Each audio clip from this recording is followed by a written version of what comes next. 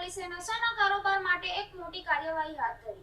આઝાદનગરના વિસ્તારમાં એક યુવક પોતાના ઘરમાંથી નશાકારક ગોળી વેચતો હોવાનું બાતમીના આધારે પોલીસ દોડતા પડી આરોપીને ઝડપી પાડ્યો। પોલીસે મોટી સંખ્યામાં નશાકારકોની ગોળીને કબજે કરી વધુ તપાસ શરૂ કરી। સુરત શહેરના લિંબાયત પોલીસ સ્ટેશન વિસ્તારમાં પોલીસે નશાકારક પદાર્થોના વેપાર સામે મોટી કાર્યવાહી હાથ ધરી છે। શહેરમાં વધતા નશાના કારોબાર પર રોક લગાવવા પોલીસ દ્વારા સતત પેટ્રોલિંગ અને વોચ રાખવામાં આવી હતી। તે દરમિયાન પોલીસને મળેલી ચોક્કસ બાતમીના આધારે આઝાદનગર વિસ્તારમાં દરોડા પાડવામાં આવ્યા હતા।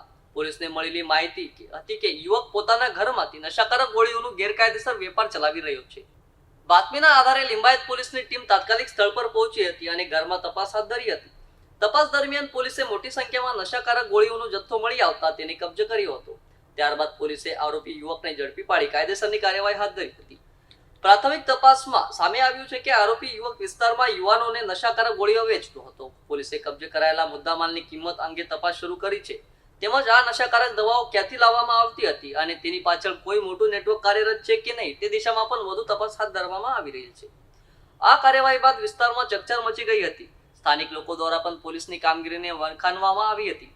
પોલીસ તંત્રએ જણાવ્યું હતું કે શહેરમાં નશાના કારોબાર સામે આવી જ કડક કાર્યવાહી આગળ પણ ચાલુ રાખવામાં આવશે, જેથી યુવાધનને નશાની લતથી બચાવી શકાય છે।